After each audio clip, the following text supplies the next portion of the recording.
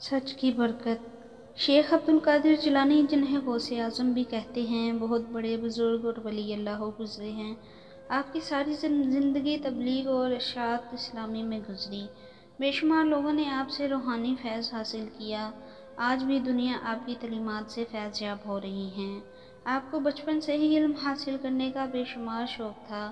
آپ نے ابتدائی تعلیم تو اپنے قصبے جیلان میں ہی حاصل کی، لیکن دین کی اعلیٰ تعلیم حاصل کرنے کے لیے بغداد جانا پڑتا تھا۔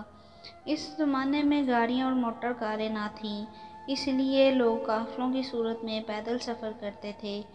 چنانچہ آپ کی والدہ نے آپ کو بھی بغداد جانے والے ایک قافلے کے ہمراہ روانہ کر دیا۔ سفر پر روانہ ہونے سے پہلے آپ کی والدہ نے آپ کو کچھ خوراک اور 40 اشرفیاں گزارۂ اوقات کے لیے دیں۔ آپ کی والدہ نے یہ اشرفیاں آپ کی قمیض کی تہہ میں سی دیں تاکہ یہ محفوظ رہیں، اور چلتے وقت آپ کو خاص طور پر یہ نصیحت کی کہ بیٹا ہمیشہ سچ بولنا اور جھوٹ کے قریب نہ جانا۔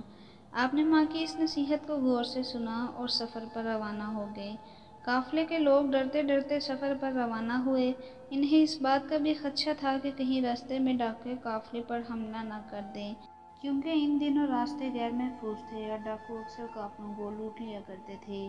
آخر وہی ہوا جس بات کا ڈر تھا۔ قافلے نے بھی سفر کے 2 منزلیں ہی طے کی تھیں کہ ڈاکوؤں کی ایک گروہ نے رات کی تاریکی میں اس پر حملہ کر دیا۔ تمام قافلے میں افراتفری اور بھگدڑ مچ گئی اور ڈاکوؤں نے اہل قافلہ کو خوب لوٹا۔ ایک ڈاکو شیخ عبد القادر جیلانی کے پاس آیا اور کہنے لگا، لڑکے تیرے پاس کیا ہے؟ آپ نے جواب دیا، میرے پاس 40 اشرفیاں ہیں جو میری قمیض کی تہہ میں سلی ہوئی ہیں۔ ڈاکو نے آپ کی اس بات کا مذاق سمجھا اور ہنستا ہوا آگے گزر گیا۔ اتنے میں ایک ڈاکو آپ کے پاس آیا اور وہی سوال کیا۔ آپ نے پھر وہی جواب دیا۔ وہ ڈاکو یہ جواب سن کر حیران ہوا اور آپ کو پکڑ کر اپنے سردار کے پاس لے گیا۔ ڈاکو کے سردار نے تعجب سے آپ کو دیکھا اور پوچھا، لڑکے سچ مچ بتا تیرے پاس کیا ہے؟ آپ نے وہی بات دہرائی کہ آپ کی یہ بات سن کر سردار کی حیرت کی انتہا نہ رہی۔ آپ نے اپنی قمیض کی تہہ کو کھولا تو پوری 40 اشرفیاں زمین پر گر پڑیں۔ اشرفیاں دیکھ کر سردار کی آنکھیں حیرت سے کھلی کی کھلی رہ گئیں۔ اس نے آپ سے مخاطب ہو کر کہا، لڑکے تو نے سچ بول کے اپنا راز کیوں فاش کر دیا؟ حالانکہ تو آسانی سے اپنی اشرفیاں بچا سکتا تھا۔ آپ نے جواب دیا، میری ماں نے مجھے نصیحت کی ہے کہ بیٹا ہمیشہ سچ بولنا۔ میں نے اپنی ماں کی نصیحت پر عمل کیا ہے۔